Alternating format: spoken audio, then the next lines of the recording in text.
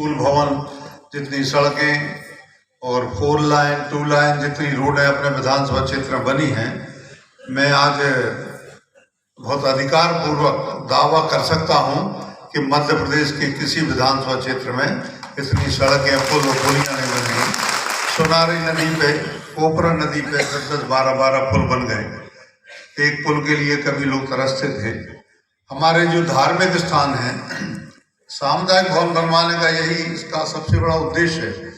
गढ़ाकोटा में जब भी सामुदायिक भवन बने तो मैंने देखा कि जब शादियों की भरमार होती है, मुहूर्त होते हैं काफ़ी, और कभी कभी ऐसी बारिश आ जाती जैसा भी मौसम है। परसों शादी में गया था तो बारिश हो गई थी तो पूरा कीचड़ हो गया था। पूरे जो पाल पर्दे थे बाहर मैदान में लगे हुए थे पूरे के पूरे खराब हो गए।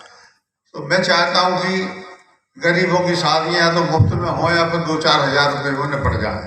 तो जो शादी घर बने थे, मैंने सब शादी घरों के लिए अपनी ओर से कुर्सियाँ भी दी थी 100-100, 200-200, और दूल्हा और दुल्हन को बैठने के लिए सोफे भी दिए थे, और खाना बनाने के लिए गंज इत्यादि जो कुछ भी हो सकता है बर्तन 100-100 हमने थालियाँ दी थी, गिलास दिए थे, अब क्या बोलते हैं वो, और भी जो दूसरे बर्तन हैं वो भी दिए थे। मैं कई जगह जब बीच में गया तो मैंने देखा कि वो सब गायब है। अब आप सब लोगों का कर्तव्य है कि इसके लिए देखें, चाहे वो छरारी का शादी घर हो, चाहे चांदपुर का शादी घर हो, चाहे रानगढ़ का हो, चाहे हनुमंसा का हो, चाहे गढ़ाकोटा लोकल के हों, चाहे कहीं के भी हों। मैं चाहता हूँ, ये मेरी संपत्ति नहीं है, सब आपकी संपत्ति है।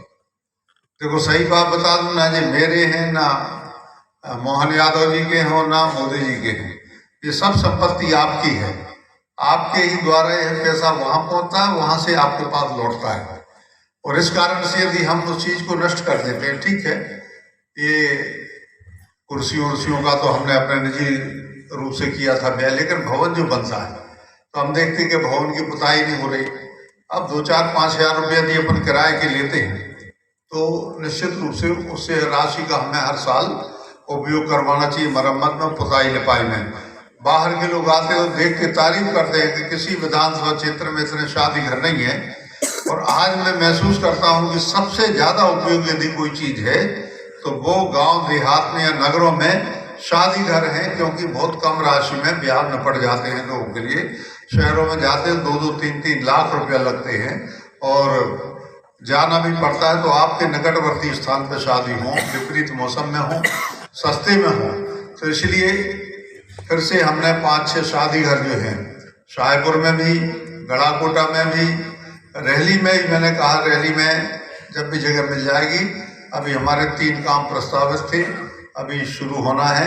तो रहली में नगर पालिका का नया भवन बनना है, रहली में एक बड़ा शादी घर बनना है जो उस रोड पर है, हमारी जो कॉलेज वाली रोड है उस पर, और एक वहाँ पर ऑडिटोरियम भी बनना, जैसा ये ऑडिटोरियम है रहली नगर पालिका के क्षेत्र में, वो काम भी होना है। अध्यक्ष जी बैठे हैं रैली के, तो हमने कहा है कि भैया जल्दी से जल्दी इस काम के लिए आप शुरू करवाओ। टेंडर 2 साल 1.5 साल पहले हो गए थे। तो आज का मुख्य उद्देश्य यही है कि क्षेत्र के विकास की जो गति है वो गति बनी रहे, बल्कि और तेज गति के साथ हम लोग काम करें, ताकि क्षेत्र का इतना विकास हो। विकास तो खूब हुआ है। अब सीसी रोड 60-60 किलोमीटर लंबी सीसी रोड शाहपुर से लेके, और आप देखो हमारे उमरा होते हुए, चनौगा होते हुए, जूना छपरा होते हुए, और रानगढ़ तक के लिए सड़क, और रानगढ़ से फिर वहाँ पे बिजोरा होते हुए खुलेगी, और रामपुर भी उसमें आएगा। एक दूसरी सड़क शाहपुर से होते हुए मोकलपुर तक, रेल लेन से 4 लेन सड़क आप लोगों ने देखी, सीधी गिरवर रगोली पे से होती हुई, और ये भैंसवाही पे से होती हुई, धुरा पे से होती हुई, ये आगे जाके ढाना पे से होती हुई मोकलपुर।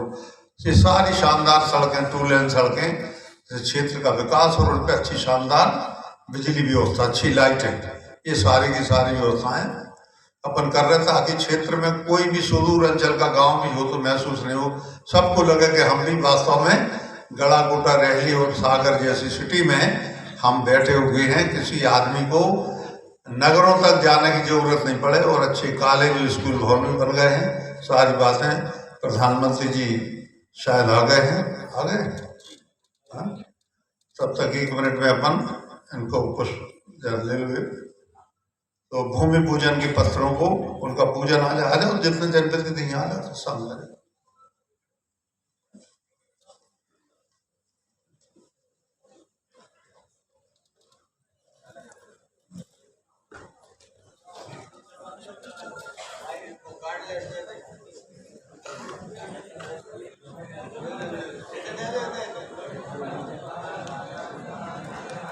हेलो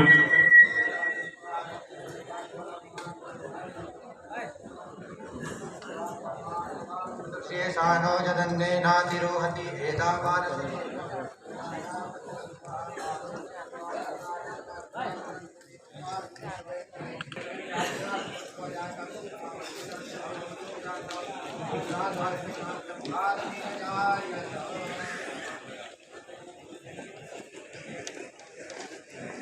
शुद्ध मंगल के समय की, शुद्ध मांगलिक कार्यों के लिए समय गणना की वो हमारी रचना दुनिया देखेगी, जिसके माध्यम से हमारी प्राचीन काल गणना के समय को महत्ता मिलेगी। एक और बड़ा आयोजन, जब सुशासन की बात होती है तो हमारे यहाँ राजा राम से उनका राम राज्य की बात आती है। विक्रमादित्य का सुशासन 2000 साल पहले होता है। मुझे इस बात की प्रशंसा करने में कोई संकोच नहीं होगा। आज भी आपके नेतृत्व में सुशासन की धमक दुनिया देख रही है। मुझे इस बात का अत्यंत हर्ष है, आनंद है। और आज के इस आयोजन में सम्राट विक्रमादित्य का वो सुशासन याद करते हुए उस विक्रमोत्सव की शुरुआत भी आप करेंगे। मैं आपका वंदन करता हूँ, अभिनंदन करता हूँ और एक बार फिर करतल ध्वनि से आपका सारे 15 लाख से ज्यादा जुड़े हुए सारे हमारे अपने भाई बहन आपका स्वागत करते हैं। मैं मध्य प्रदेश की धरती पर आपके समय देने का आभार भी मानता हूँ और उम्मीद करता हूँ कि विकास के इस क्रम को आपका आशीर्वाद लगातार मिलता रहेगा। बहुत बहुत धन्यवाद। भारत माता की जय।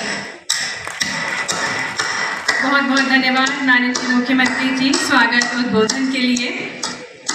और अब हम आदरणीय प्रधानमंत्री जी से निवेदन करेंगे कि वे 17,000 करोड़ की लागत से 33 परियोजनाओं का शिलान्यास और लोकार्पण करें। साथ ही साथ मध्य प्रदेश के समस्त जिलों में साइबर तहसील का शुभारंभ और विश्व की सबसे अद्भुत विक्रमादित्य वैदिक घड़ी उज्जैन का उद्घाटन रिमोट का बटन दबाकर करने की कृपा करें।